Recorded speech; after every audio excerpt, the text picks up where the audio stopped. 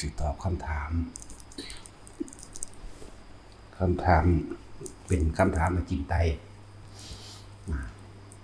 กำเนิดเชื่อแห่งการเกิดของจิตแหลกมาจากไสว่าซ่านเพิ่นว่าเป็นคำถามจริงใจมันบ่แม่นมีแค่นี้เด้ในโลกนี่ถ้าสิเว้าถึงพูดถึงวัฏสงสารอันนี้เวลาเป็นของที่มีค่ามากที่สุดในชีวิตของสัตว์ทั้งหลายแล้วก็สิ่งที่ผ่านมาแล้วที่ว่ามันเนิ่นนานนับวันนับเดือนนับปีนับกับกันนับอสงไขยบ่ได้เพิ่นจึงว่ามันยาวนานเกินไปแล้วก็วัฏสงสารอันนี้และกำเนิดเสื่อเกิดของจิตดวงแรกเริ่มต้นเลยเพิ่นหมายเอาเริ่มต้นเลยเริ่มอยู่ไสความหมายเพิ่นเริ่มแบบใดคือเกิดได้ก็เลยบอกว่ากำเนิดจิตแรกหาต้นบ่ได้หาปลายบ่มีแต่ว่าสิเว้าเรื่องความรู้ของเจ้าของให้ฟังเอาอันนี้เป็นความรู้ส่วนตัวเด้อเทียบเอาแค่เริ่มต้นแรกนะ3,584,392 พุทธเจ้าที่เคยพบพ่อพุทธเจ้ามานี่อันนี้หมายถึงว่าเริ่มต้นแรกกับพระพุทธเจ้าโมรีมิ่งรัตนโมรี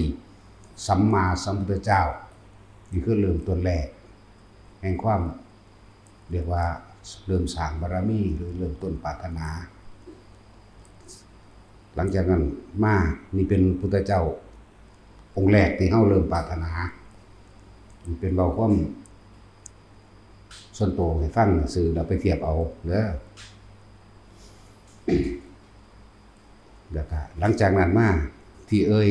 เฉพาะตัวเลขนี่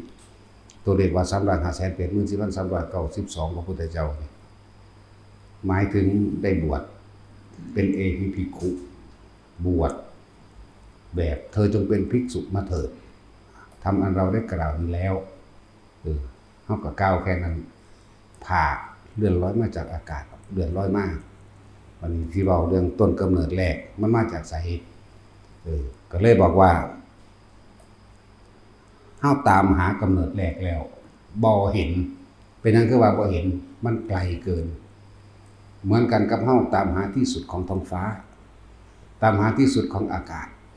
หาอากาศโลกหาหม่องสุดหาบ่มีเด้เข้าใจบ่ล่ะหาไปเรื่อยกับพ่อเจ้าของเกิดมาเลยคือกันหาไปเรื่อยก็เห็นเจ้าของเกิดแล้วสิไปหากำเนิดแรกของจิตเจ้าของเองบ่มีเข้าใจบ่ล่ะคำว่าบ่มีนี่คือแปลว่าบ่แม่นบ่มีบ่เห็นแล้วก็มันไกลเกินมันไกลจนว่าบ่สมควรที่ต้องไปตามมันเข้าใจบ่ล่ะบ่สมควรที่จะต้องไปตามมันเลยต้องหยุดให้คิดเบิ่งเอาเด้อมันจักอสงไขยแล้ว3,584,392 พระพุทธเจ้าองค์นี้บ่นับเพราะว่าเฮาบ่ได้บวชนำหมายถึงว่าบ่ได้บวชเอหิภิกขุเลยบ่นับนี่มันเรียกว่าหาต้นไม่ได้แห่งกำเนิดจิตแรกจิตมาจากไสมันหาบ่เห็นมันเห็นอยู่แต่ว่ามันไปเรื่อยๆนะจาก1ไปฮอดล้านพอฮอด10ล้านเป็นโกฏเข้าไปนั่นมันบ่เห็นเลยต้องเลิกหาเลยหยุดนั่นแหละที่นี่หลังจากพระพุทธเจ้าโมรีมิ่งรัตนโมรีสัมมาสัมพุทธเจ้ามาแล้วอาจสิเว้าจนจะเอาพระพุทธเจ้าองค์ใดองค์หนึ่งเด้อในบางภัทรกัปบางสามัญกัปบางมันตกัปมีพระพุทธเจ้าเกิด5องค์เกิด3องค์เกิดองค์หนึ่งมั่งจังซี่สิเว้าโอเคว่าให้พ่อเข้าใจได้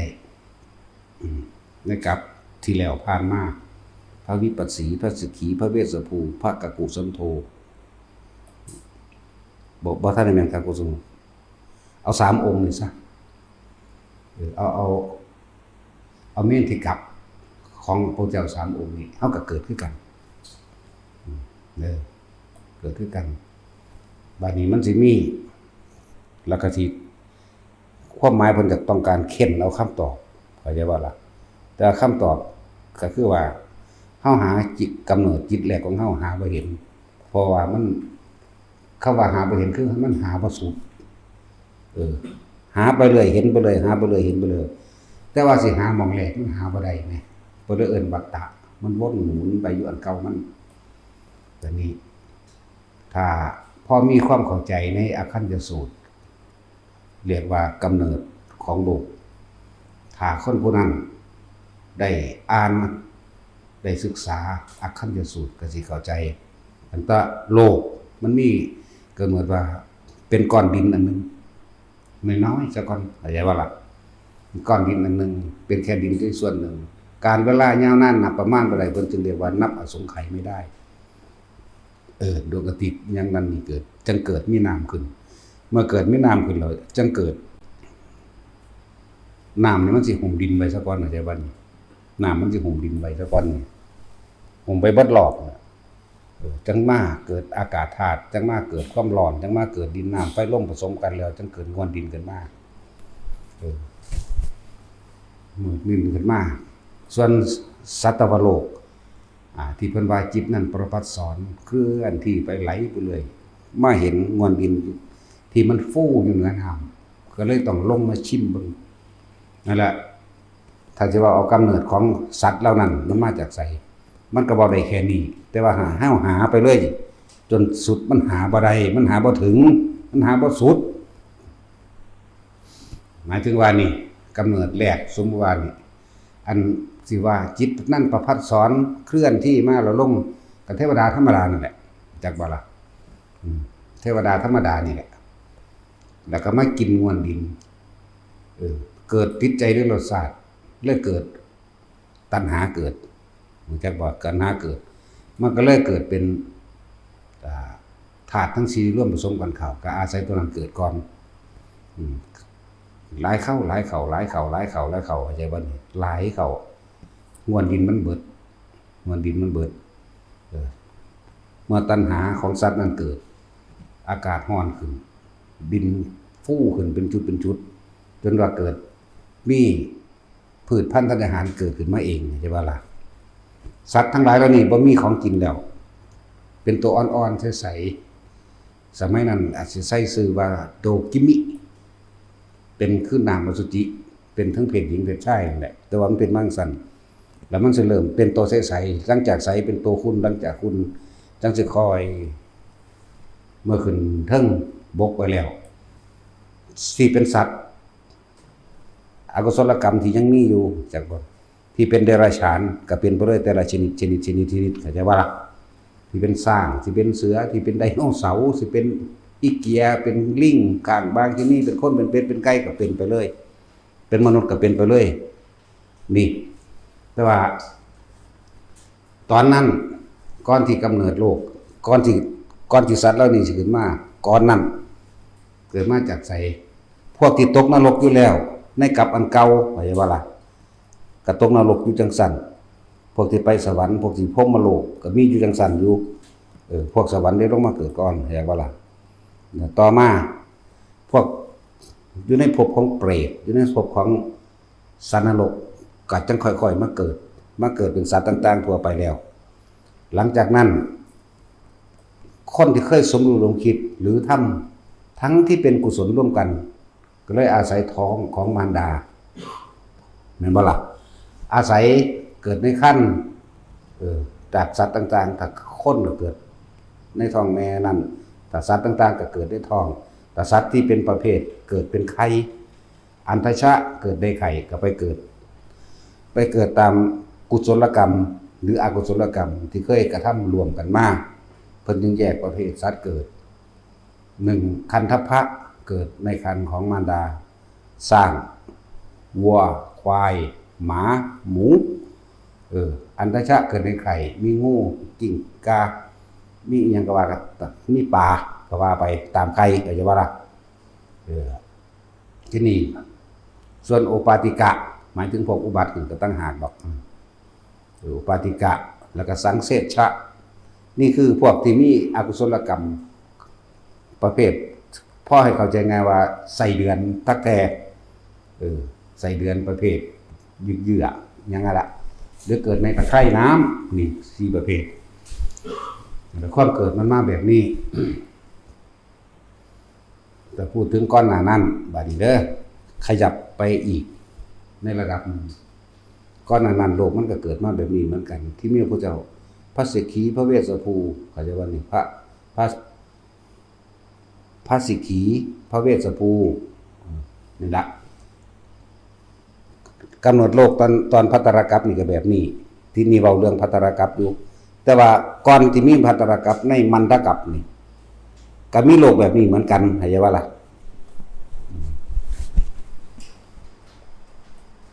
โลกอันนี้มีพุทธเจ้ากับแบบเดียวกันนี่ครับอันอาคัญจสูตรนะเดี๋ยวนี้ตอนมีพระพุทธเจ้าพระสิกขีพระเวสสภูนี่พระสิกขีพระเวสวิปัสสิสนมัตถุจักขุมันตสะสิริมัตโตสิกขิสปินมัตถุสัพพพุทธานุกัมโนเวสสพุทธานุมัตถุนี่มีอยู่5องค์6องค์นี่7องค์บ่แม่น6องค์7องค์ใน7องค์นี่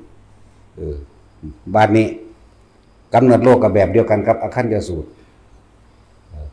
ต่อมาพุทธเจ้าองค์นั้นบัดนี้มันเหลือสุดท้ายก่อนที่พระพุทธเจ้าพระอัน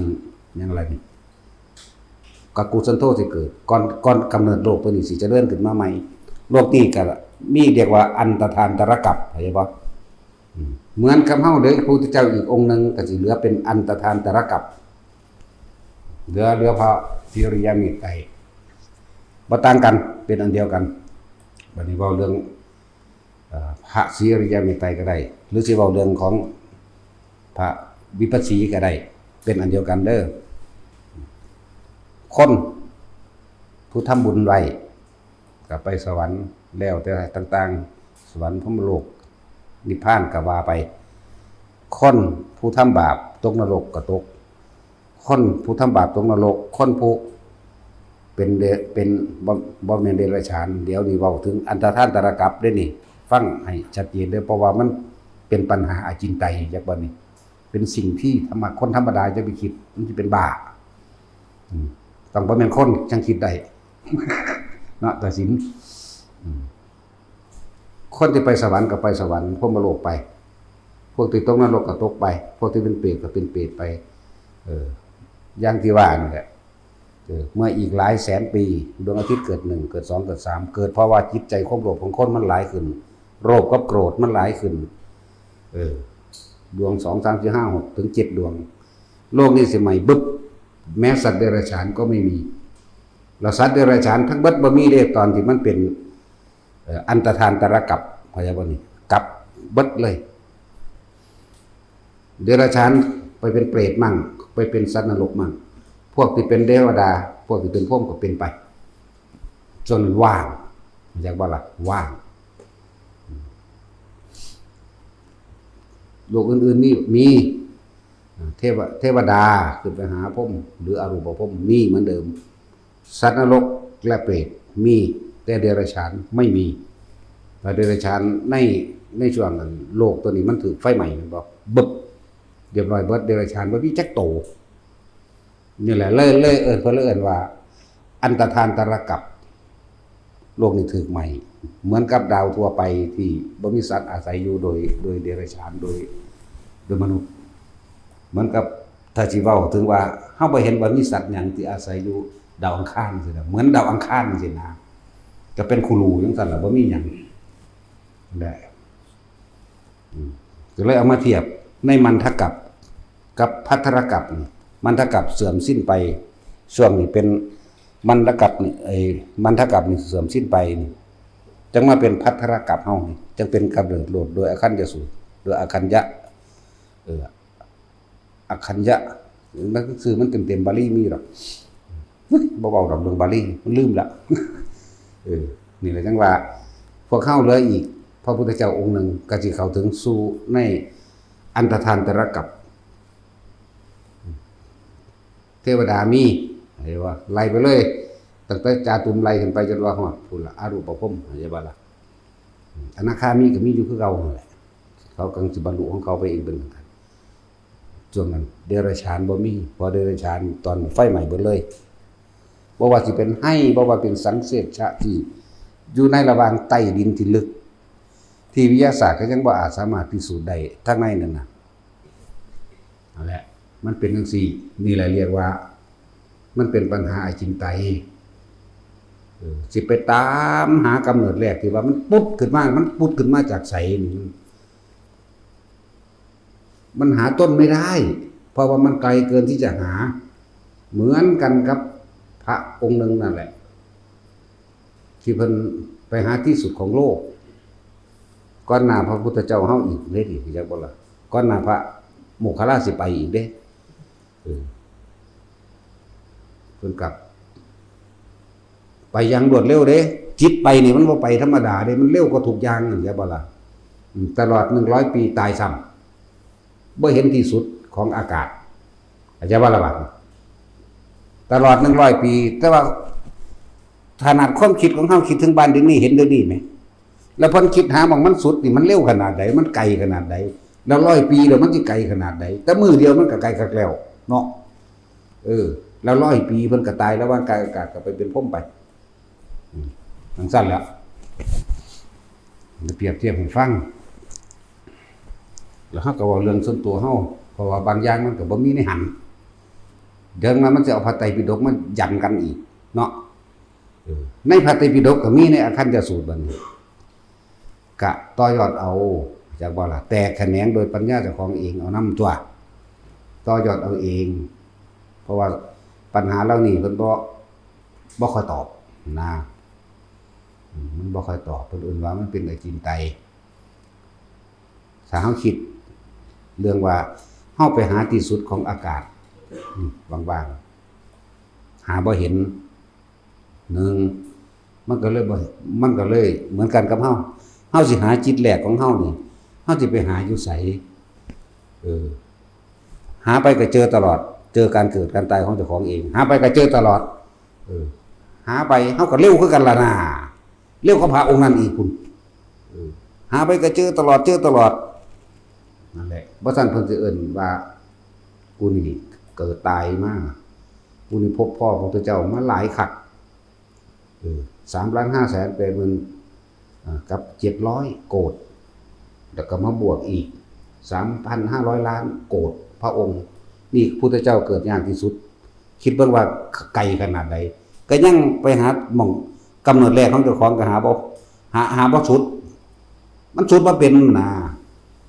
แล้วเพิ่นจึงบอกว่าเวลาเป็นสิ่งที่มีค่าเวลาที่เฮาสูญเสียมาแล้วมากแล้วตอนนั้นเฮาเกิดตายแบบก็บางชาติก็ไปข้างสวรรค์บางชาติก็ตกนรกอยู่ในหันเลย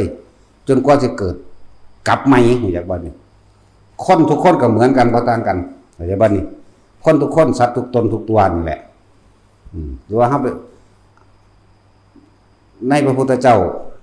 สมมุติว่าพระพุทธเจ้าปทุมจังซี่กลับนั้นสิ้นไปผู้ตกนรกก็ตกอยู่เลยผู้เปรตก็เปรตอยู่เลยเดรัจฉานบ่มีเรียกว่าในอันตทานตรกัปเรียกว่านี่พวกสวรรค์ก็สวรรค์ไปกำเนิดโลกใหม่มาเกิดใหม่สิ่งใดที่มันยังค้างคาอยู่อย่างว่าล่ะค้างคาอยู่ในจิตแหลกอันของหรือกรรมที่เคยมีกระทำรวมกันซุมนี้เคยกระทำสมรู้ร่วมคิดรวมกันนี่เริ่มคนน่ะเริ่มเอากันมีลูกมีหยังมาแล้วมีลูกมีหลานมีนั่นมีนี่มาก็มาอาศัยเกิดน้ำท้องพ่อท้องแม่นี่เพราะว่าเคยสมรู้ร่วมคิดร่วมกันไว้ว่าล่ะจังตั้งแต่กันเนี้ยออกเป็นลูกเล่าหลานขึ้นมาก็ไปแบบนั้นนี่สำหรับคนสำหรับสัตว์ก็เหมือนกันไปเกิดเป็นลูกหมาแน่ลูกหมูลูกงัวลูกควายแน่ลูกใส่เดือนกิ้งกือแน่ไปเกิดเป็นนี่อาศัยตัวนั้นมาเกิดแบบนี้เฮาเวียนอยู่จังซี่ตลอดเทวดาก็เป็นเจ้าฟ้ากษัตริย์เป็นจักรพรรดิเป็นมนุษย์ต่างดาวก็เป็นจังว่าล่ะมันบ่แม่นว่าหากะมีเด้ วิทยาศาสตร์นะบ่ได้สนใจปานใดเด้นั่นน่ะถ้าว่ามนุษย์เพิ่นเอิ้นมนุษย์ต่างโลกอุตรกุรุทวีปโลกเด้ความพระพุทธเจ้าเอิ้นนั่นน่ะอมรโคยานทวีปโลกปุพเพวิเทหทวีปโลกชมพูทวีปโลกเฮาอยู่ในชมพูทวีปโลกคือโลกอันนี้แหละโลกมนุษย์อันนี้แหละมันมีอยู่4ในจักรวาลหนึ่งและแสนโกฏจักรวาลมีจักโลกเอาแม่บาทนี่คูณเอาตัวเนาะแสนโกฏจักรวาลแหมแล้วก็คูณเอาจักรวาลหนึ่งมีอยู่4โลกโลกหนึ่งมีบริวารอยู่ 2,000 เอาแม่บาทในแต่ละมิตินั่นนะคูณเอาแม่ตอนนี้เฮาสิให้แค่ความรู้แสนโกฏจักรวาลซึ่งมียิ่งกว่านั้นเข้าไปอีกแต่ว่าบ่มีพระพุทธเจ้าตรัสรู้อยู่ในแสนโกฏจักรวาลอื่นอยู่ในจักรวาลเดียวนี้อยู่ในจักรวาลอันเป็นกลางอันเป็นมัชฌิมาแห่งจักรวาลเป็นจักระจักรวาลนั่นแหละมันเป็นความเป็นมามันเป็นแบบนี้มันเป็นธรรมดาเด้พวกเจ้าบ่มีความรู้พื้นฐานจักหน่อยฟังบ่รู้เรื่องเลยเด้เห็นบ่ล่ะบ่รู้เรื่องกันแล้วกันน่ะนั่นแหละแต่สินรู้เรื่องบ่เจ้ารู้โลดรู้จักหน่อยแหน่เขาเว้าดูอยู่เด้แต่ว่าเขาบ่เว้าไกลปานนี้แสนโกฏจักรวาลโกฏนึงมีเท่าไหร่มี10 ล้านมันบ่แสนโกฏเด้คูณเอาแม่มีจักโลกเนาะในจักรวาลนี่จักรวาลเขามีอยู่4โลกทั้งเบิดนี่เนาะเรา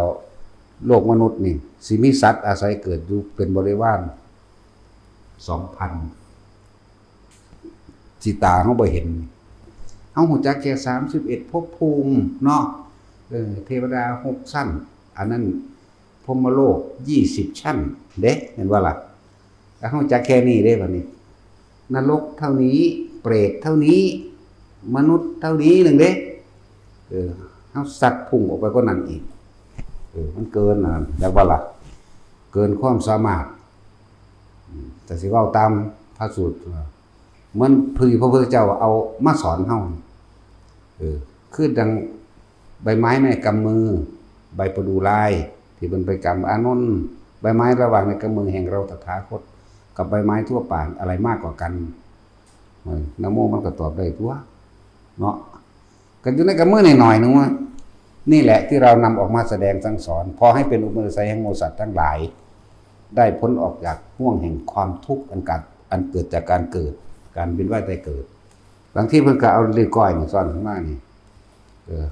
ดูก่อนภิกษุทั้งหลายนี่ระหว่างเศษดินที่ปลายเล็บ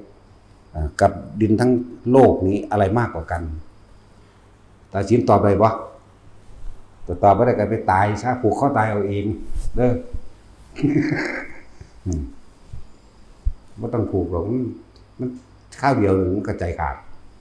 คอยเอาเข็มแทงให้มันตายซะโง่หลายก็เลย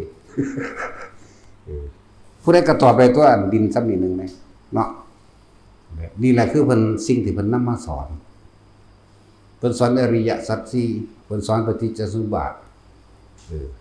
เหตุเกิดและเหตุดับเพิ่นสอนอนิจจังทุกขังอนัตตาแค่นี้นี่หัวใจมันอยู่ดีนึงได้บัดนี้เนี่ยหัวใจหรือหนทางเพื่อสิออกจากทุกข์ให้พวกเฮาค้นคว้าใช้ในตนเองวิธีออกเพิ่นก็สอนสติปัฏฐาน4นึงนี่แหละแม่นบ่ล่ะจังซั่นอันนั้นจึงบอกว่ากำเนิดแรกของจิตแต่ละคนมันอยู่ไสเฮาตามหาบ่สุดจักบ่ล่ะตามหาบ่สุดบ่แม่นบ่เห็นตั้งแต่ครั้งพุทธกาลมาฮอดนี่ว่าได้ 2,500 นี่มันได้200กว่าศาสตร์แล้วเด้เฮาตอนนี้มา200กว่าศาสตร์แล้วเด้นี่จักบ่ล่ะอัน 2,560 เท่าใดแล้ว69แล้วบ่เฮาได้200กว่าศาสตร์แล้วเด้เนี่ยเอาแค่นี้ได้200กว่าศาสตร์นี่กระจอกซั้นนิดนึงปิ๊บจักบ่ล่ะนั่นแล้วเลยไปหาภักกกูสันโธต้นกำเนิดกลับมันบ่ล่ะนับไปที่บัดเท่าใดศาสตร์อันนี้แค่พระพุทธเจ้าว่าพระพุทธโคดมเตีย เอาเขาก็เกิดรวมเพิ่นคือกันล่ะนะหังบ่ได้บวชนำเพิ่นจักว่าล่ะจากนั้นมาตายจากนั้นมานั่นน่ะก็มาได้200กว่าศาสตร์น่ะมันสิเอารายเอาละเอียดสิไล่ไปหยังนั่นแหละเป็นสัตว์เดรัจฉานมั่งเป็นคนทุกข์คนยากมั่งเด้เป็นคนเลวมั่งส่วนมากก็เลวทั้งหมดนั่นแหละมันจังเกิดบ่ดีหรอกเนาะสวรรค์บ่ไปสวรรค์บ่ไปมันเป็นคนเลวมันเลยบ่ไปสวรรค์จังว่าล่ะแต่นั้นมานี่ได้200กว่าศาสตร์แล้ว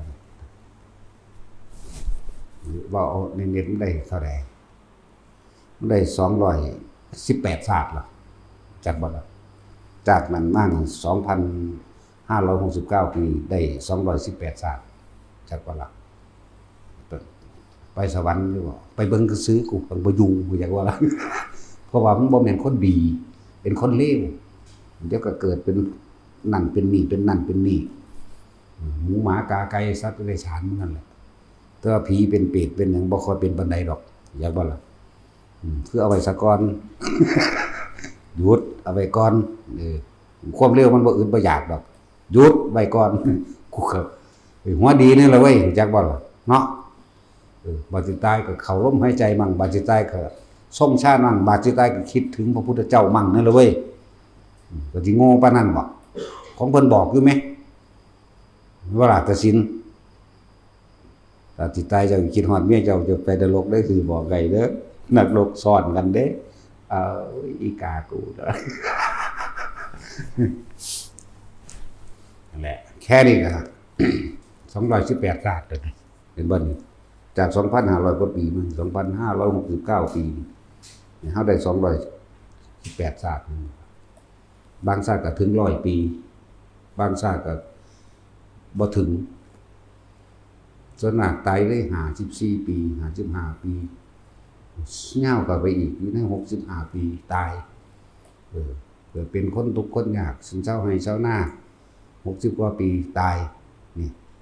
ถ้าได้บวชไปแน่ได้สร้างงานสร้างนี้นั่นนี่ขึ้นไปแล้วก็80ปีอยู่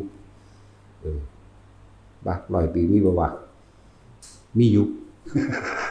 โอ้กูบ่เอากูบ่จักเอาเด้อ100ปีนี่เอาเดี๋ยวนี้ให้ดีตายเลยนี่จักว่าล่ะแล้วบ่จักเอาแล้วก็คิดเบิ่งดูว่ามันสิว่าเฮาสิไล่จากพระพุทธเจ้าโคดมเฮานี่ไปถึงพระกักกุสันโธมันจักปีจักศาสตร์ว่านี่แน่คำว่ากำเนิดโลกกับอันตทานตรกัปนี่จากนี้มานี่มีพระพุทธเจ้า5องค์นี่แต่บ่นี่มีพระพุทธเจ้า5องค์โลกนี่เกิดโลกนี่ก็ยังดับเป็นบ่นี่อายุสิยืนของโลกหรือยาวของโลกก็ขึ้นอยู่กับใจของมนุษย์ที่ร่วมกันเหมือนกันกับศาสนาของพระพุทธเจ้าแต่ละองค์มั้ยอายุศาสนาพระพุทธเจ้าเฮาคือน้อยแต่ซั่นอายุเพิ่นก็น้อยเพราะอายุเพิ่นบำเพ็ญขันยากลำบากยิ่งกว่าหมู่อีกอายุเพิ่นกันแค่80ปัดว่าบำเพ็ญเพียงกัน6ปีคือว่าสิสำเร็จสัพพัญญูตญาณนั่นแม่นบ่ล่ะบาดก็มาอายุ80ปีโดย45พรรษานึงอันแสดงธรรมอยู่นี่แม่นบ่ล่ะของพระพุทธเจ้าองค์อื่นเดี๋ยวแสนปีมั่ง 80,000 ปีมั่ง 50,000 ปีมั่งนั่นล่ะ 20,000 ปีมั่งคือหลายแท้บัดพระพุทธเจ้าเฮาคือมาน้อยแต่บัดบำเพ็ญเพียรคือมาบำเพ็ญอุกจักกันก็หมู่แหละนั่นแหละนี่ว่าให้ฟังมันเป็นอยังที่อาจินไตยอยู่ผู้รู้ก็รู้อยู่ดอกแต่ว่าก็รู้ในประเภทของโพธิสัตว์จังรู้แนวมื้อนี้จักว่าล่ะแต่ว่าหากก็เริ่มต้นบ่รู้เด้ เริ่มต้นขั้น1กับขั้น2บ่รู้มีแต่ขั้นสุดท้ายพวกไรรัฐพยากรณ์จบแล้วรู้บ่ซั่นเขาสิสอนเรื่องนิพพานได้บ่นอกนั้นก็มีแต่เว้าตามตำราตัวซั่นล่ะเขาเห็นแล้วมันไปบ่ได้กูศูนย์คือหยังนี่เนาะ นั่นแหละจังหวะบ่แม่นของง่ายดอกสิมันรู้เรื่องในมื้อนี้การบำเพ็ญอีหยังต่างๆก็มันก็มีของเก่าหนุนหลังนำอยู่นั่นแหละเพียงแต่ว่าเฮาสิต่อถ้ามีผู้ใดผู้หนึ่งเปิดให้มันก็ต่อของมันเองถ้า แต่บางศาสตร์บ่ได้เปิดหมายถึงบางศาสตร์บ่ได้เปิดกับบางที่ก็ไปเฮ็ดอิหยังไปทั่วที่ตกนรกก็มีเห็นนะบ่ค่อยตกนรกดอกบ่ค่อยตกนรกเอาหัวดีนี่แหละเนาะทรงชาติแน่มันเลือกได้ก็เลือกลงมาเกิดใหม่ก็ได้ตัวเนาะเลือกได้อยู่เด้ว่ามันเลือกบ่ได้เด้เฮาบ่ได้ให้อันใดอันหนึ่งมาบังคับเฮาเด้เอาวันนี้สิว่าให้ฟังศาสตร์นี้บัดนี้เอาศาสตร์สุเอาจิตแรกของหรือจิตสุดท้ายของศาสตร์นี้สิเป็นจิตแรกของการเกิดของศาสตร์หน้าต่อไปก่อนที่สิตายนั่นเจ้าคิดถึงหยังนั่นแหละจิตสุดท้ายหมายถึงความคิดเฮาสิคิดว่าเฮาคิดถึงบุคคลที่เกลียดคนที่บ่พอใจคนเคยผิดเถียงกันขณะนั้นตายพอดีนั่นแหละมันกลับไปตกนรกเลยได้นั่นไปลงนรกจังซั่นแล้วถ้าคิดถึงบุคคลที่รักจังสิอาจจะเป็นเดรัจฉานก็ได้คิดถึงสิ่งที่หวงเอาไว้เปรตก็ได้คิดถึงท่านที่ตัวเองเคยท่านโอ้กูได้เป็นเจ้าภาพบวชกูได้ถวายอันนั้นอันนี้อยู่ไว้แต่ขาดสั่งไปสวรรค์นั่นแหละถ้าจะว่าเอาจิตแรกในปัจจุบันนี่ไปบอกให้เข้าใจง่ายเด้บ่เจ้าง่ายแต่ว่าก้อนหน้านั้นมันหาเจออยู่แต่ว่ามันบ่ทันถึงมันบ่ไปสูดไหลไปเรื่อยหาเห็นอยู่สัตว์นี่ตกนรกสัตว์นี่เป็นเปรตสัตว์นี่เป็นหมาสัตว์นี่เป็นงัวเป็นควายไหลโอ้ยมันหาหม่องต้นบ่ได้เลยต้องกลับขึ้นมาในปัจจุบันจังว่าล่ะต้องกลับขึ้นมา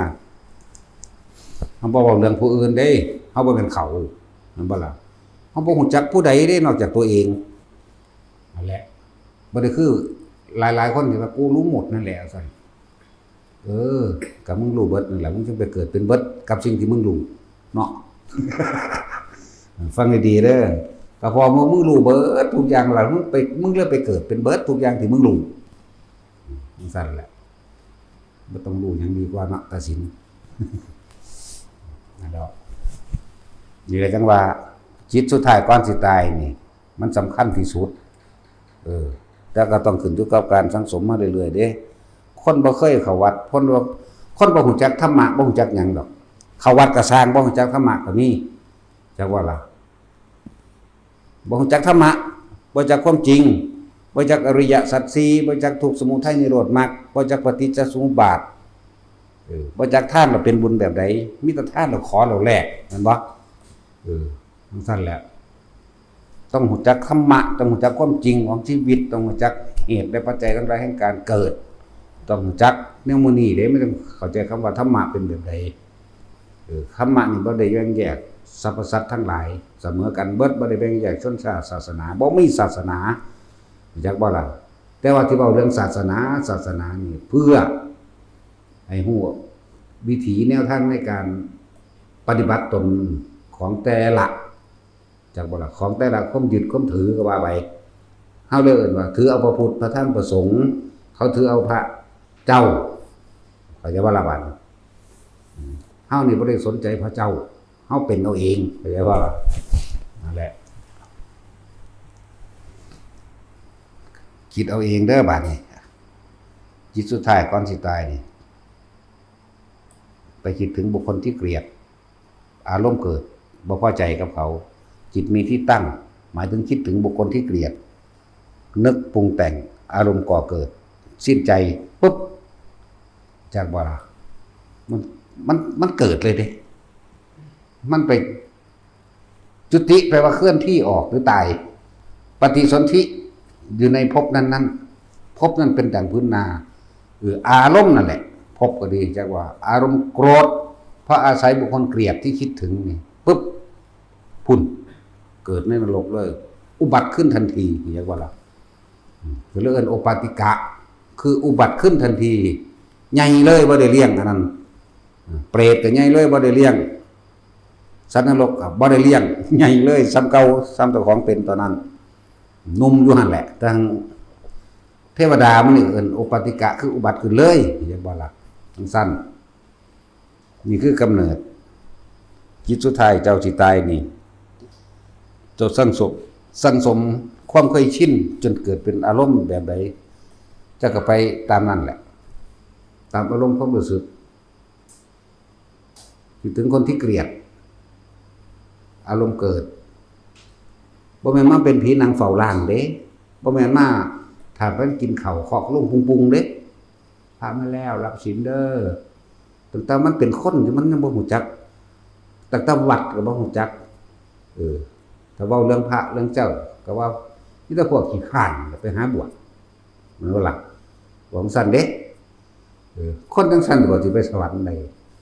มันจะไปมหาวิกีเท่านั้นแหละมันว่าล่ะนั่นแหละ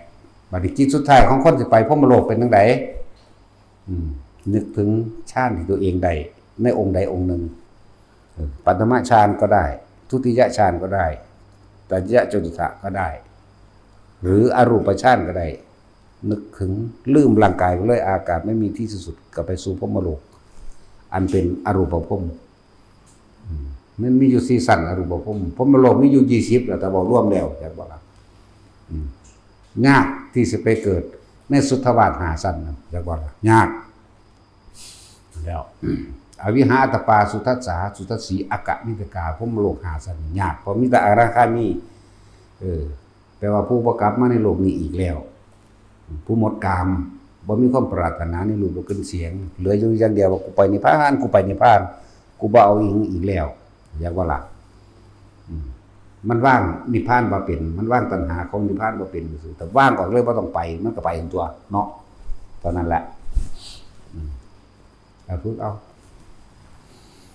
นี่จังว่าดีคือกันมีคนถามนึงนี่เนาะหลายๆคนสิได้ดูว่า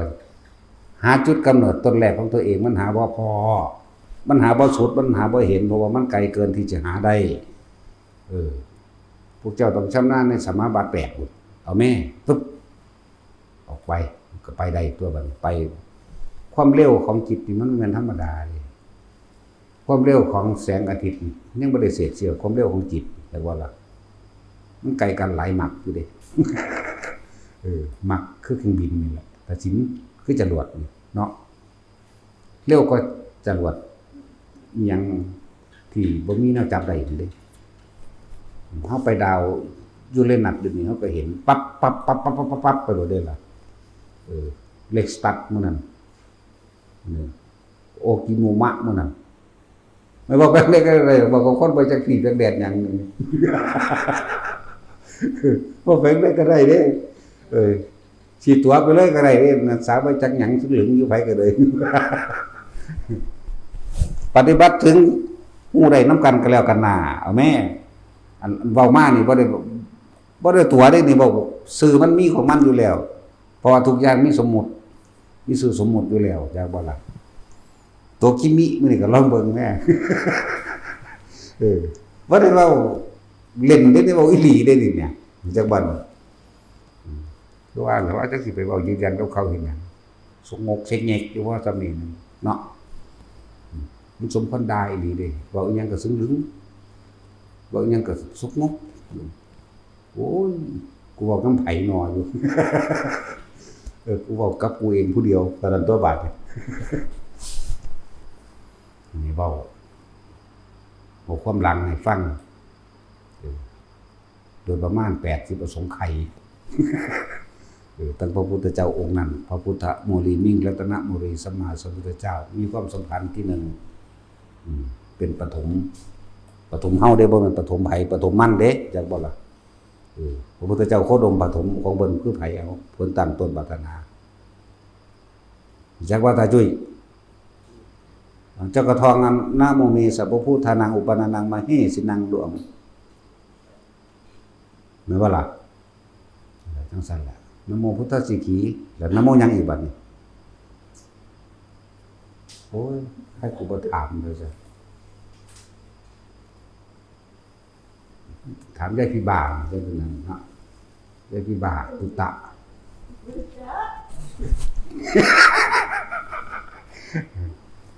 หัวจะซื้อแค่เว้านำย่ำสมาทานก็บ่ต้องสมาทานนำเขาดอกเด้อมันเสียจังหวะผู้อื่นย่ำนมัตถุก็คือกันบ่ต้องเว้าเสียงออกมาเสียจังหวะเขาเบิด เอาพี่บ้าก็มาปนหมู่มันเป็นจังซี่พี่บ้าเฒ่าว่าบ่หาม ทั้งพี่บ้าทั้งเสียเส้นอุ้ยเอ็นก็บ่ดีอย่างกับตุตะตุกตักตึกตักไปเป็นผู้ใดก็หลวงพ่ออันซื้อหายเด็ดนี่อีพ่อนั่นน่ะ อยู่รถบ่ขึ้นอีพ่อเอ้ยโอ้ยเข็นรถก็สะเอิ้นกูไปใส่ โอ้ยจังแม่นหยังบอกในใจไว้ว่านี่เด้อเวลาเขานำมาตุพุทธานังเด้อเขาใช้จังหวะพวกนั่งยิ้มอยู่นั่นโอ้ยอดสบายเด้อพวกนั่งยิ้มอยู่อดสบายเด้อก็ได้กูจังมือได้นะได้แล้วก็ได้พี่บ้ามันสิฟังบ่ล่ะ เสียเสียงพร้อมเด้อมันธรรมดาเลยพี่บ้าเสียเสียงเลยเนาะว่าเสียเสียงแล้วก็ยังไว้คือพวกเจ้าตัวน่ะแม่นบ่ล่ะเสียเสียงเสียเอ็นแล้วเนาะเอาสิจะไปว่าคือข่อยเด้ เจ้าสิเป็นบาทน้ำเหล้าเด้ ข่อยด่าคนหัวเด้ มันก็ละอย่างกัน แต่จังว่าสิไปหาจิตแรกกำเนิดแรกมันหาบ่ถึงเด้อไล่ย้อนไปผมเกินนะมันหาบ่เห็นมันหาบ่สุดมันหาบ่ได้เพราะว่ามันไกลเกินหาไปเท่าใดก็เห็นไปเท่านั้นแต่ว่าบ่สุดสิหาไปเห็นหยังมันก็สิตายก่อนบ่จักว่า เสียเวลานั่นแหละจึงเพิ่นจึงบอกว่าอดีตเป็นสิ่งที่ผ่านมาแล้วล่วงไปแล้วบ่ควรคำนึงถึงอนาคตนี่ก็บ่ควรสิเข้าไปกังวลกับมันให้มันอยู่ในปัจจุบันคือตอนนี้จักบ่ล่ะอยู่ในปัจจุบันเพิ่นจึงเรียกว่าอย่างหนึ่งเพิ่นว่าตัณหาหาต้นไม่ได้ความอยากนี่หาต้นบ่ได้จักกูอยากไปยามใดแล้วกูสิหาอยากเมื่อไหร่หาปลายไม่มีมันพ่อบ่เป็นหาต้นไม่ได้หาปลายไม่มีพ่อบ่เป็นเริ่มต้นแรกอยากอยู่ไสแล้วกูสิหมดอยากอยู่ไสว่าหาต้นบ่ได้หาปลายบ่มีกลับมาอยู่ในปัจจุบันเถอะทุกคนมีทางออกไว้เบิดนั่นล่ะพระพุทธเจ้าสอนไว้แล้วบ่แม่นเฮาสอนเด้พระพุทธเจ้าเพิ่นเด้อยู่ในหลักแห่งสติปัฏฐาน4อานาปานสติว่าจิตมีกำลังตั้งมั่นอยู่แล้วก็รู้อริยสัจทุกแบบนี้เนาะใครควรไปตัวใครควรใส่เจ้าของเด้บ่ไปใครควรใส่ผู้อื่นเด้อบ่แม่นโอ้ยเขาคือถูกกับใครกูคือเลียตนบ่แม่นแบบนั้นเด้อพี่ตั้งแต่กูเกิดมานี่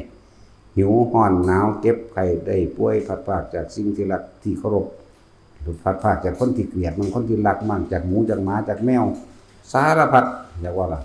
ไล่เข้ามาเบิ่งร่างกายนี่เป็นของเจ้าของบ่นอนถ้าว่ามันเป็นของเจ้าของมันต้องบังคับได้แหมมึงจะร้อนมึงจะหิวมึงจะหนาวมันก็ร้อนก็หิวก็หนาวคือเก่าตัวโอ้มันบ่เป็นก็ยอมรับมันนั่นตัวเนาะแต่ต้องมีความตั้งมั่นในขั้นต้นๆอย่างเพียงแค่ปฐมฌานก็ได้ทุติยฌานตติยฌานจตุตฌานได้เบิดแต่ว่าเขาเวลาเขาเจ้าพิจารณาจริงเขาเจ้าถอยลงมาเพียงแค่ปฐมฌานนึงนะใช่ล่ะเขาจะถอยมาแค่นี้ก็พอแล้วนั่นแหละเฮ็ดไปเรื่อยๆท่านทุกองค์บรรลุได้เบิดนั่นแหละคำว่าบรรลุแปลว่ารู้แจ้งเห็นจริงตามความเป็นจริงและยอมรับความจริงคือประสบการณ์จริงชีวิตจริงเจ้าของเองนี่ร่างกายนี่บ่เป็นของเฮาบังคับบ่ได้เข้าใจว่าล่ะหิวร้อนหนาวเจ็บไข้ได้ป่วยแล้วก็แก่ชราลงไปแขวปวดหัวงอกผมโลนเนี่ยบ่ก็ยอมรับนั่นตัวสุดท้ายเฮาก็ต้องตายนี่ว่าแน่เวลามันลงสู่ความตายมันเว้อเลยเด้มันสบายๆมันเป็นบ่มีความย้านความตื่นเด้สบายๆมีแต่ยามใดมันสิตายงองอยู่เด้ต่างกันเด้แต่ก็ต่อมาก็จังเบิ่งความคิดเจ้าของเองว่าก็หาเครื่องอยู่ให้จุดให้ความคิดหาความยืงให้ตัวจิตหาเครื่องอยู่ตัวเลื่อนวิหารธรรมมั่งความเลื่อนแห่งใจมั่งก็ว่าไปหาเครื่องอยู่ของเฮาเอาไว้หน้าผากไว้หัวนี่นะนุ่งนางอยู่บนหัวนี่นึกน้ำนิ่มนวลนี่มันได้เฮาก็หาเครื่องอยู่จิตมันก็ ตั้งมั่นมันชินกับการบ่ไปประสาทเรื่องนั้นเรื่องนี้กับการเป็นคนบ่เรื่องมากเรื่องนั้นเรื่องนี้เพราะว่าเฮาเห็นโทษของความอยากได้ดังใจเห็นโทษความยึดมั่นถือมั่นนั่นแหละอยากได้ดังใจก็ดีเห็นโทษของการบังคับผู้อื่นจังให้เป็นจังซี่สิไปบังคับผู้อื่นหยังตัวเองยังบ่อาจสามารถบังคับได้แม้กายตัวเองแท้ๆยังบ่บังคับได้ยังต้องเจ็บต้องปวดต้องป่วยแต่สุดท้ายกายตัวเองก็ต้องตายสิไปบังคับใจผู้อื่นถึงอยู่ในกายผู้อื่นเห็นหยังมันเป็นแบบนี้ก็เลยละในความเห็นต่างๆออกก็มันก็เลยเห็นความเป็นเช่นนั้นเขาก็เป็นของเขาจังสั่นเนาะกูสิไปอีหยังกับเขาเนาะแต่เป็นผู้อื่นก็ดีกายเฮาก็เหมือนกันมันก็เป็นเช่นนั้นกายนี่ก็เกิดขึ้นมาแล้วก็อาศัยอาหารยารักษาโรคเครื่องนุ่งห่มและที่อยู่อาศัยหาอยู่หากินไปเพียงแค่รอวันตายหากินซ้ำตายรู้มันก็แค่นี้เองเด้บัดนี้บัดนี้ก็เขาไม่เห็นตัณหาของเจ้าของเองกรรมคือการกระทำที่มีผลก็คือจิตเจตนามันก็เลยต้องละเจตนาออกละเจตนาในการอยากได้อยากดีอยากมีอยากเป็นกับบุคคลสัตว์สิ่งของทั้งหลายก็เลยหาเครื่องอยู่ของจิตอย่างว่าล่ะเครื่องอยู่ของความคิดบ่ให้มันไปคิดถึงอื่นเพิ่นก็เลยให้หลักสูตรของเฮามาว่าสติปัฏฐาน4นึกถึงลมหายใจเข้าออกลมหายใจนั่นแหละคือกายในกายอันหนึ่งนี่จะเป็นสติที่1มันถึงกายแล้วเมื่อมันอยู่กับกายคือลมหายใจดีแล้วมันก็เป็นเวทนาในเวทนาเข้าไปอีกมันก็เป็นอุเบกขาเป็นความรู้สึกที่อิ่มเพราะว่าจิตมันได้พักผ่อนมันบ่ไปคิดถึงความนั้นความนี้อย่างใดนั่นนี่มันไม่เร่าร้อนมันไม่กังวลไม่ว่าล่ะกายเวทนาจิตรู้แล้วจิตแปลว่าจิตยังก็คือรู้นั่นแหละบัดนี้จิตในจิตก็ต้องรู้เท่าทันความคิดบ่ให้มันปรุงแต่งต่อไปอีกจังว่าล่ะเดินว่ากายเวทนาจิตเวทนากายคำว่าธรรมทั้งหลายคือโลกธรรมนั่นแหละการกระทบกระทั่งจากรูปจากรสจากกลิ่นจากเสียงการกระทบกระทั่งจากหลายๆด้านหลายๆอย่างธรรมส่วนธรรมในธรรมก็คือเฮาพอใจหรือบ่พอใจในรูปในรสในกลิ่นในเสียงลาภยศสรรเสริญสุขนินทาอย่างต่างๆก็แล้วแต่มันสิน้อมร่วมเข้ามาร่วมความมันสิพละออกมันสิเอาออกของมันเองดอกแต่จิตมันมีกำลังกล้าพอแล้วมันนั่งสิสลัดสัญญาดอกจักว่ามันจักว่าดับสัญญาจังได๋จังซั่นแหละอยู่ซื่อๆนี่ก็ว่างไปเลยก็มีเด้คิดหยังบ่ออกเด้สิบอกให้คือจังเฮาบ่ภาวนาอีหยังบัดสิว่างไปเลยก็ว่างไปเลยได้คิดบ่ออกเขาเจ้าคุยกันอยู่เรื่องจิตสลัดสัญญาก็ดับสัญญานั่นแหละจักว่าล่ะดับสัญญานี่แปลบ่แม่นว่าบ่มีสติโดยธรรมเด้แต่มันคิดบ่ออกคือซื่อคนผู้นั้นซื่อว่าจังได๋ซื่อๆนี่นะมันก็ฮู้อยู่คนนั้นจังว่าล่ะมันคิดบ่ออกหรือสิ่งที่เฮาจำได้อันใดอันหนึ่งมันก็คิดบ่ออกมันจะออกแต่บ่ออกนั่นแหละมันก็บ่ได้ลำไรในการที่พระเจ้าคิดให้ออกเด้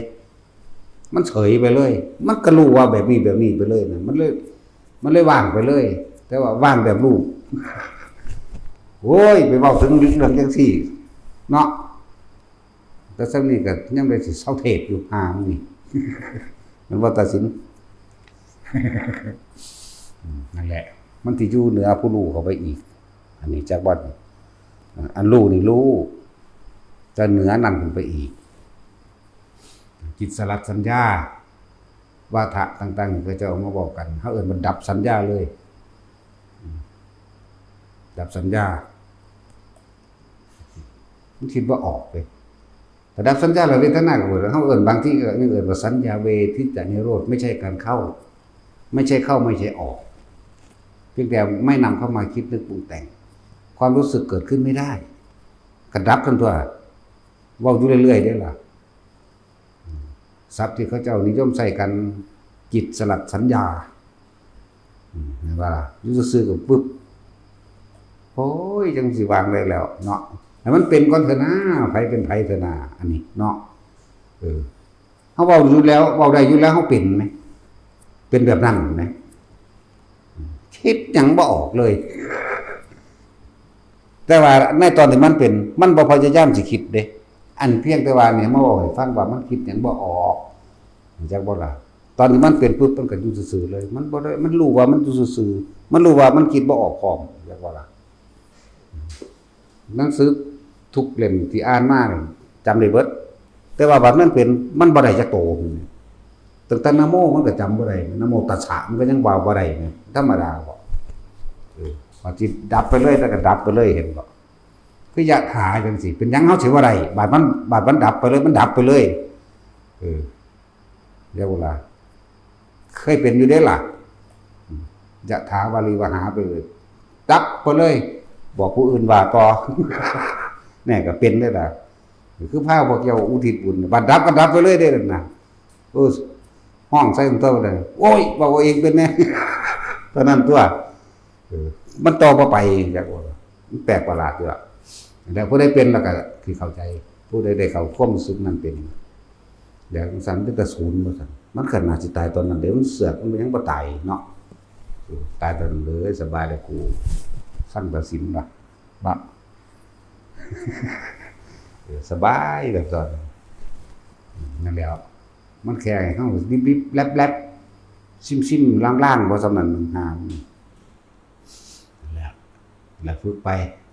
จะมีหลักสติปัฏฐาน4อันอื่นๆมันอ้อมบางทีมันเป็นหลงอย่างอื่นซั่วฝึกกับศีลกับใจอารมณ์เดียวกันเบิดถ้าได้กับศีลอันนึงก็ได้ทั้งเบิด10นั่นแหละนะของเฮามันเป็นแต่เด็กน้อยนอนนี่อยู่ซ่านน้ำเป็นคือซ่านน้ำพาไหลลือไปเลยน้ำมันเป็นคลื่นเสือกกลายเป็นทรงกลมบ่แม่นวงกลมทรงกลมแต่วงกลมต้องมีขีดจักว่าล่ะการพานอยู่ตัวเอาไปมาเป็นคือยังยุบยับเป็นปากกายพึกได้บัดนี้ก็ได้ทั้ง4ตัวมันเลยฮอดปากกายพึกปุ่นอันนั้นเขาเดียวดังบุ๊บเป็นอีหยังว่างๆคิดอีหยังก็อยู่ในหันได้เบิดมันนี่แม่มันออกจากความคิดทั้งจากเห็นหยังปุ๊บเป็นแต่เป็นไปได้เบิดทุกอย่างแล้วก็โดนเติบอยู่ดอกคิดถึงฝนก็ตกมันบ่มีขี้ฟ้าก็สร้างไหลมาตกคือเก่าแปลกประหลาดคือหยังตัวเพราะสั่นหลวงปู่เพิ่นสิว่าฮ้อนเนาะล่ะเนาะนั่นฝนตกคือสิดีเนาะความคิดเฮาไปแล้วไปนำคำเว้าเพิ่นล่ะเขาเดี๋ยวเบิ่งแล่นลบฝนเจ้าของนั่นแหละจังว่าล่ะแต่ว่าบ่ฮู้จักหยังเด้ตอนนั้นนี่มาเว้าให้ฟังทีหลังมาประมวลภาพให้ฟังทีหลังซื่อๆเด้ตอนบ่จักหยังก็ว่าฝนตกแล้วอีพอลบเพิ่นก็มุ่งหญ้าเฉยเทิงๆล่ะเอาขึ้นมาก็ยัดขึ้นเอาขึ้นมาก็ยัดขึ้นแล้วฝนอีหลีลมอีหลียังบ่จักหยังเว้าไปตามความนึกของเฮามันไปตามคำเว้าเพิ่นเข้าใจบ่นี่ฝนตกคือสิเย็นเนาะหลานว่าซั่นคิดถึงฝนเสือกตกอีหลีเว้ยเพิ่นคือบ่ลงมาบุแต่เฮาเดี๋ยวนั่งหลบกมอยู่นั่นแล้วตอนมันก็จับดินได้ตาจับดินบ่ได้ยากก็เห็นเขาไถนาซื่อๆฮู้จักก็เห็นก็เป็นดอกหังบ่ฮู้จักได้แค่เปลี่ยนตกนิมิตมันซื่อๆนึงเด้แต่อารมณ์เป็นอันเดียวกันเด้เปลี่ยนเป็นภาพดินเปลี่ยนเป็นภาพน้ำเปลี่ยนเป็นภาพสีเขียวสีเหลืองสีแดงซื่อๆเด้เปลี่ยนเป็นภาพลมซื่อๆเด้นั่นแล้วเป็นสั่นแต่ให้เย็นกันนึกถึงคืออันพัดลมพัดเฮาเย็นๆมันก็เย็นด้วยล่ะเปลี่ยนเป็นภาพไฟให้มันร้อนมันจะมันร้อนคักเด้อใหม่เจ้าของให้มันอุ่นก็ได้เด้ล่ะให้พอดีก็ได้มันสั่นแหละเฮ็ดเอาแต่เจ้าของได้เฮ็ดใส่ผู้อื่นบ่ได้เด้เฮ็ดใส่ผู้อื่นบ่ได้ดอกมันมีตัวอยากหรือว่ามีตัวเกลียดตัวโกรธตัวนึงตัวนี้คือขวางแต่สิว่าเสื่อมมันบ่เสื่อมดอกลักษณะนั้นโอ้ยสิบอกเป็นยังเลยเถิดไปละหามึงนี่แค่เป็นผู้มีสติรู้อยู่ในลมหายใจกับความรู้สึกในกายจนมันสิคล่องหรือชิมชำนาญหรือยังไผเป็นไผนี่ก็ดีเห็นบ่ล่ะสิไปเว้าอีหยังไว้ฮอดพุ่นแหละถ้าหาของเล่นอันให้เล่นเฮ็ดกระดาษออกจากผ้าเฮ็ดปากกาเฮ็ดก้อนหินเฮ็ดไม้เฮ็ดขวดน้ำเฮ็ดตัวเองออกจากผ้าก็ยังเฮ็ดพันได้อยู่เนาะแต่ช่วยเฮ็ดตะของออกจากผ้าได้ก็ยังเอาผ้าห่มบ่เรื่องหยัง บ่ทันออก อันแนวอื่นออกอยู่แม่นบ่เออถ้าตัวเองออกจากผ้าได้แล้วจับอารมณ์ออกจากผ้าจะทะลุห้องได้จากทะลุห้องได้ทะลุเสาไม้ทะลุต้นไม้จากทะลุต้นไม้ทะลุภูเขาจากกำหนดที่ไปไสไปได้เลยนั่นคือเป็นวิธีอันหนึ่งคือเฮาเอาอาการปิติอย่างใดอย่างหนึ่งมาใส่ให้ซื่อๆเด่นเรียกว่าเอายอดมันมาใส่ให้ปรับเอาอาการปิติมาใส่ให้พวกอันเห็นตัวเองลอยขึ้นมื้อนี้ให้ใส่อุปงคาปิติจังซี่พอแต่เดียงดังซื่อๆบอกหานี่ก็ขึ้นตะขาก็มีขึ้นอยู่ครับก็เลยขึ้นหยังขึ้นตะขาว่าซั่นมันเดียงก่อนว่าซั่นโอ้ยอีแม่สวยว่ะสู้เฮ็ดจับอารมณ์นั้นบ่เป็นบ่เป็นบ่อยู่นะคือว่านั่นแหละเขาก็อยากได้เขาก็อยากเป็นมันเลยบ่เป็นถ้าบ่อยากเป็นมันจังเป็นเด้อยากได้บ่ได้บ่อยากได้จังเป็นเด้มันแตกอยู่เด้นั่นก็จังว่าให้ว่างให้มันเป็นวิธีมันถ้ากันฝึกให้เรียนโลดเฮ็ดจังได๋ความคิดเฮาก็บ่ไปฆ่าไผดอกเว้ยเข้าใจบ่ล่ะมันก็เป็นศีลอยู่ในหั่นเป็นฌานอยู่ในหั่นเป็นสิ่งที่เป็นกุศลอยู่ในหั่นแหละแล้วเครื่องเล่นคืบแขนมื้อนี้คืบข้อมือมื้อนี้เบิ่งกำลังจิตตัวเองมีบ่พวกไปอันสวด100จบพันจบแสนจบสวดไปโลดแต่บ่มีกำลังจิตกำลังฌานเข้าใจว่าล่ะผู้เขาเจ้าเป็นเขาเจ้าเดี๋ยวเบิ่งซื่อๆก็ได้แล้วจักบ่ล่ะที่ว่าเขาเจ้าสิเฮ็ดเป็นอันใดอันหนึ่งในการป้องกันนั่นน่ะเขาเจ้าเหลียวเบิ่งซื่อตาเฮาว่าเหลียวเบิ่งอยู่แล้วพี่ตนนึกเขาเจ้าเข้าไปแล้วเขาเจ้าอัดกำลังฌานเข้าไปแล้วจักบ่ล่ะคือพระหยังแน่ล่ะที่เพิ่นไปเบิกน้ำไว้ท่วมบ้านคนมันก็ยังเฮ็ดได้จังซั่นตัวจักสิวางได้ลืมแล้วพระพุทธเจ้าบ่แม่นพระพุทธเจ้าหรอกเพิ่นสงสารคนที่เคยใส่บาตรใส่หยังให้เพิ่นนั่นแหละน้ำมันท่วมอยู่หลายเพิ่นเลยใส่กำลังจิตของเพิ่นในภาพเขาก็เขียนไว้ว่าเป็นดืนของน้ำมันบ่แม่นแนวนั้นเพิ่นนั่งอยู่หม้องใดก็ได้เพิ่นแค่ใส่ความคิดนึกไปมันใส่ความรู้สึกไปมันก็น้ำบ่อาจสามารถที่จะมาท่วมได้ไปเว้าอย่างนึงพอได้เห็นรูปภาพนี่คือพระพุทธเจ้าเฮาเดินจงกรมกับอันหน้าที่กัสสปะขยะกัสสปะนะว่ากัสสปะโคตรนะจะดิน3พี่น้องฝนตกน้ำท่วมมาพุทธเจ้าเพิ่นก็ใส่กำลังของเพิ่นเองนั่นแหละก็เดินจงกรมดินไงทวนอยู่เพิ่นขี่เรือมาเบิ่งโอ้กวนน้ำท่วมตายแล้วยังอยู่นอกเลยก็สร้างจังซั่นก็บ่เป็นอรหันต์คือกูดอกเพิ่นน่ะบ่เฮ้ยธรรมดาบ่ก็ลอยขึ้นไปถึงอากาศซะติไปเดินจงกรมตั้งหัวเคี้ยขี้ดินใส่หัวเพิ่นติบัดนี้เจ้าคิดหยังค่อยฮู้เบิดนั่นแหละพุทธเจ้าว่าแต่ก็บ่ยอมรับความจริงจะหนีความรู้สึกตัวเองบ่ได้ยอมรับอยู่แต่ว่ามานะทิฏฐิเพราะว่าตัวเองก็มีลูกศิษย์หลายจังซั่นจังซี่ย่านเสื่อมเสียลาภสักการะก็เลยยอมไว้เพิ่นก็เอาขี้ดินตัวขวดใส่หัวเอากัสสปะโคตรนะบ่แม่นพระมหากัสสปะเด้จะดิน3พี่น้องจักสิวางได้แน่ผู้แรกสิวางได้ว่านาทีบ่ฮะอุลุเวลาไงอุลุเวลากัสสปะจังเป็นหน้าที่กัสสปะขยะกัสสปะเนาะสั้นแหละมันลืมเดวธรรมดาเด้เพราะว่ามันธรรมดามันเลยลืมท่องได้เบิดเด้พระไตรปิฎกแปลกประหลาดเดี๋ยวนี้บ่ได้เลยบัดสิเว้ามันก็ขึ้นมาให้เว้าแล้วมันแปลกประหลาดอยู่ฝึกไปบ่ได้ก็ดีบ่คือกันดอกอุปนิสัยวาสนาของไผของมันอุปนิสัยคือสิ่งที่เฮาสั่งสมไว้วาสนาคือสิ่งที่เฮาสร้างที่เดินต่อไปข้างหน้าเดินวาสนาที่เคยทำมาร่วมกันมันจังมานำกันจังซี่นั่นแหละมื้อนี้เว้าเรื่องแปลกประหลาดอยู่เนาะว่าเป็นอจินไตยอยู่เด้มื้อนี้เป็นสิ่งที่บ่ควรคิด แปลว่าล่ะหากว่ามีความรู้เข้ามาปนในจักหน้อยนั่นน่ะความรู้ในอาคันจสูตรหนังสือมันเป็นเล่มพุ่นเด้อาคันจสูตรมันสั้นๆเด้ที่เฮาฟังเพิ่นแสดงเนี่ยเพิ่นย่นย่อเอาเด้ไปเว้าจังมื้อนึงแล้วจังสิแล้วสิเว้าตั้งแต่พุ่นเริ่มบริโภคข้าวสาลีเริ่มเก็บข้าวเริ่มมีนายบ้านเริ่มแต่งตั้งเริ่มแบ่งเริ่มมีสินหาเริ่มโอ้ยพอแห้งอยู่ได้นั่นน่ะ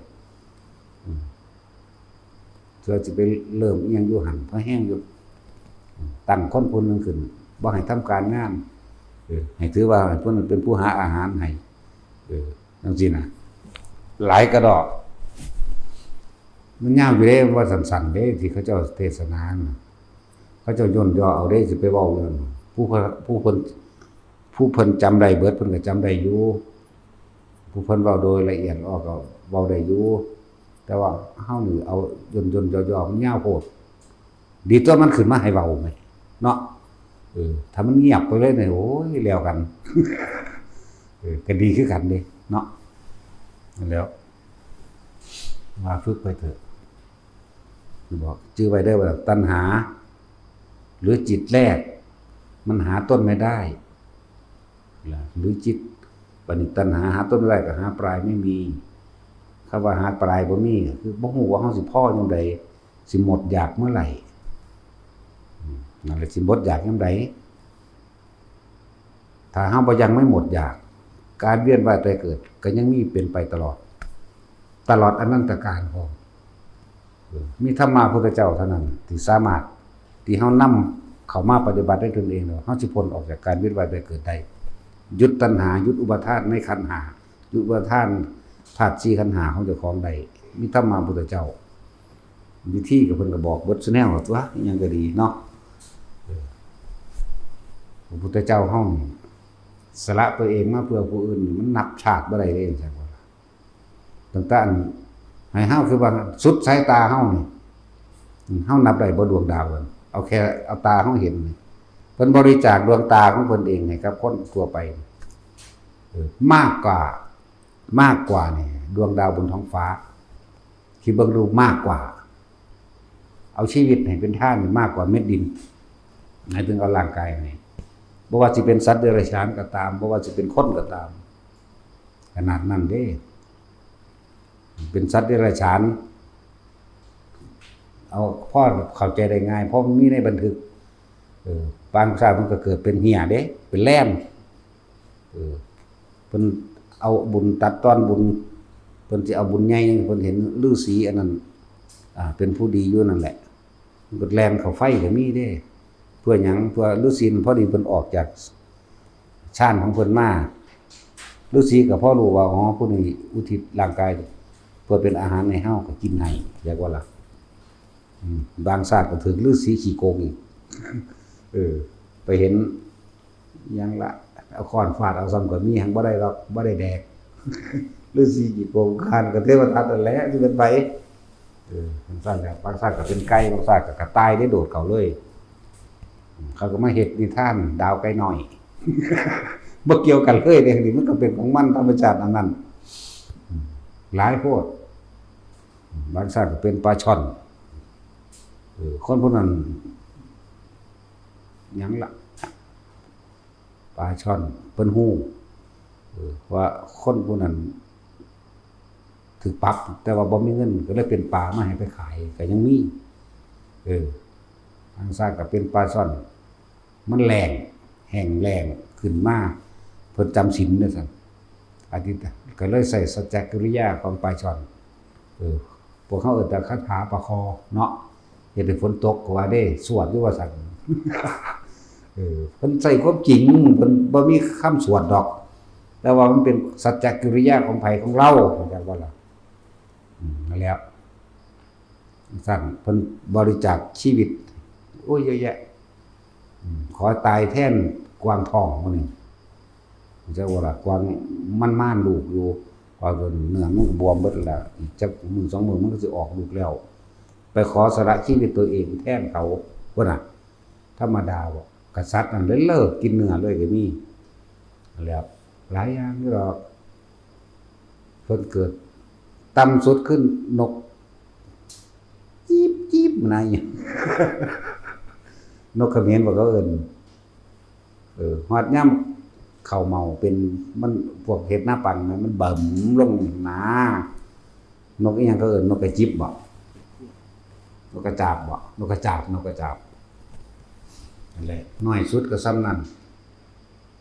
บ่น้อยลงกว่านั้นอีกใหญ่สุดก็แค่ช้างปลาใหญ่สุดก็เป็นปลาฉลามบ่ใหญ่ขึ้นไปเหมือนปลาว่านคือพระอานนท์เคยเป็นปลาว่านมันเคยเป็นว่านใหญ่ปลาสมิติงคระมื้อนี้แหละเพราะนั้นเอิ้นว่าจังซั่นนั่นน่ะคนซ้ำนี่เป็นวัตถุกอย่าง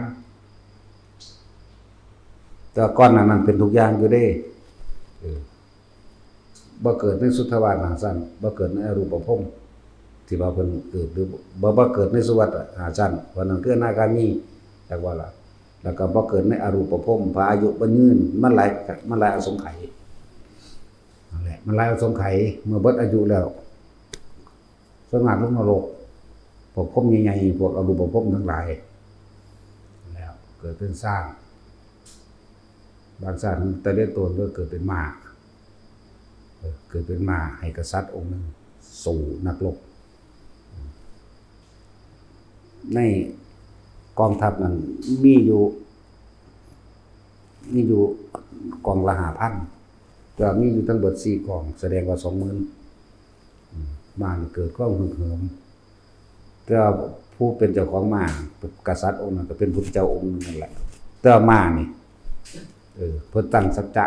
ของเพิ่นเองแม้ชีวิตของเฮาเองก็สิรักษาเจ้านายนี่และสิสามารถ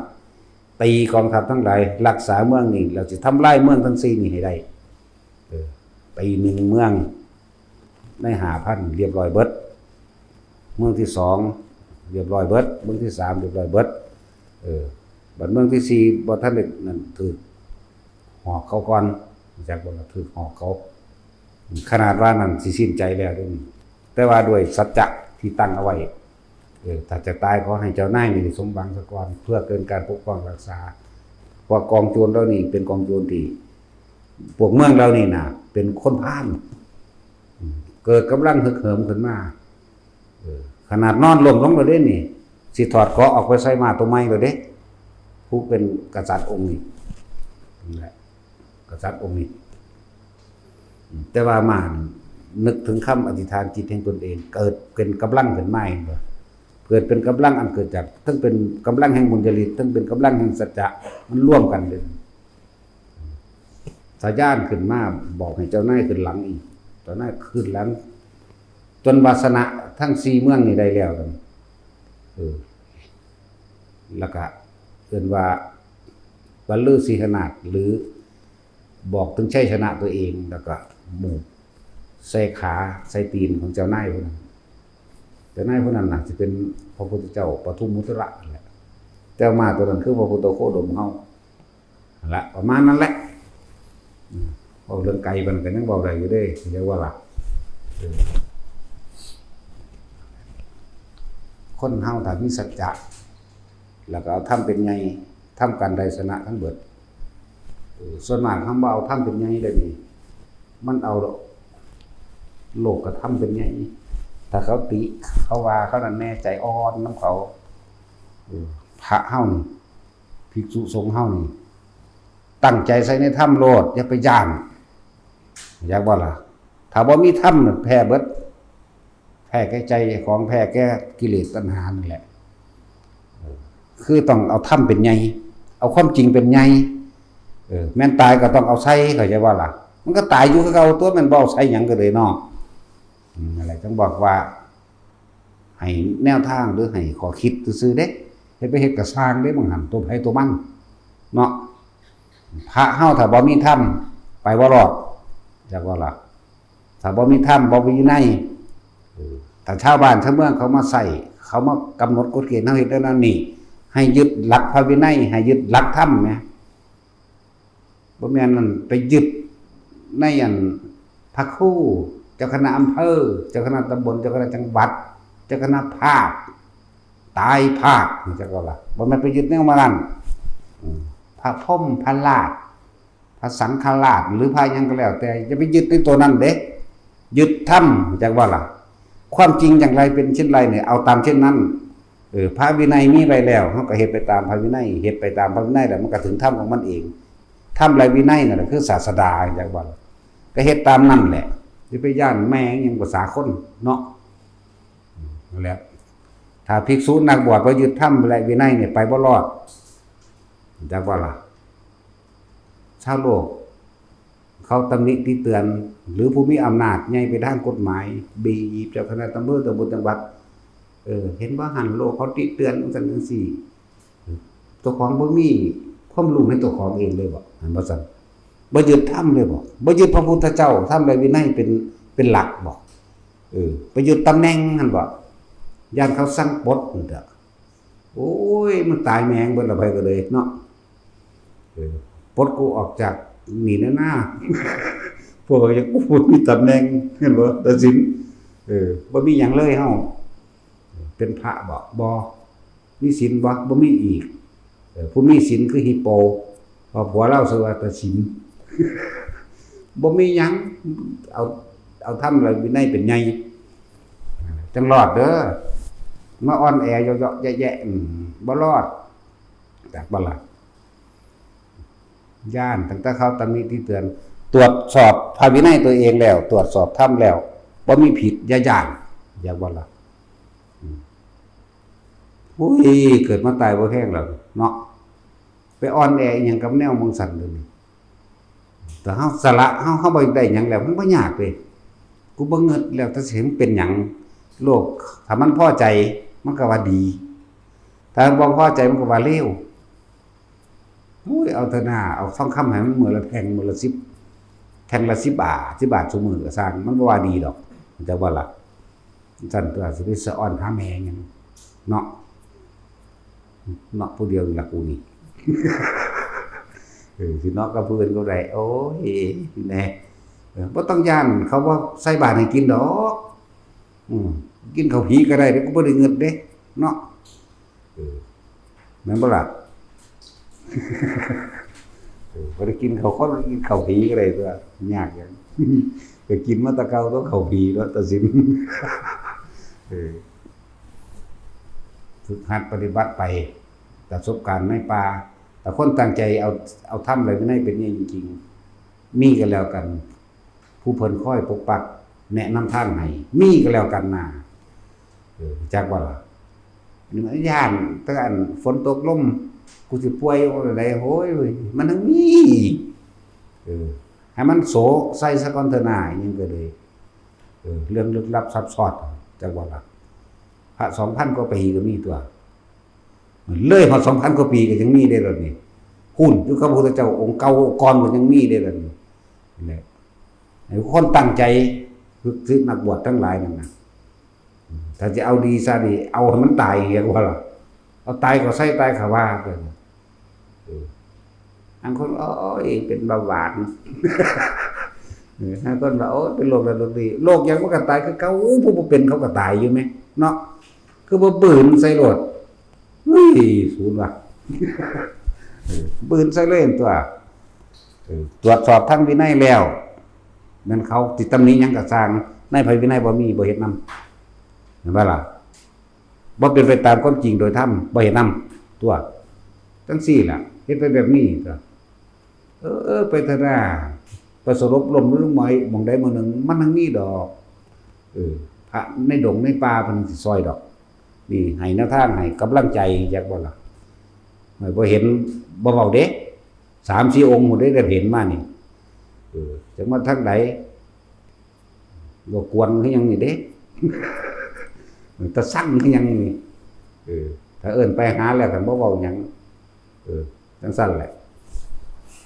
มันทั้งนี้ดอกแล้วติดขัดอีหยังมันทั้งนี้ในหั่นแหละบ่ได้ลึกลับอีหยังเลยขอให้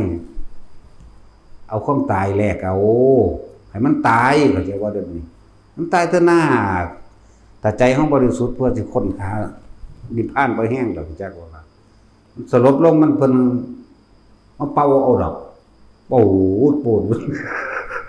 เห็นบ่ตาสิ้นก็เสกเงินได้อีหลีบ่เห็นบ่ เฮ็ดหยังก็สิเสกเงินเลยบูจกเบิ่งยังได้อีหลีเนาะแปลว่าหลับเอาสะท้อนเก่าล่ะให้เจ้าเอาไปค่าน้ำมัน 5,000ผู้หนึงมาขออีกเดี๋ยวเสียก่อนพูดเอาได้อีกเสยครับวันนึงมีนั่นแหละสัพพทานอย่าเว้าน้ำหมู่แล้วเขาเสียจังหวะ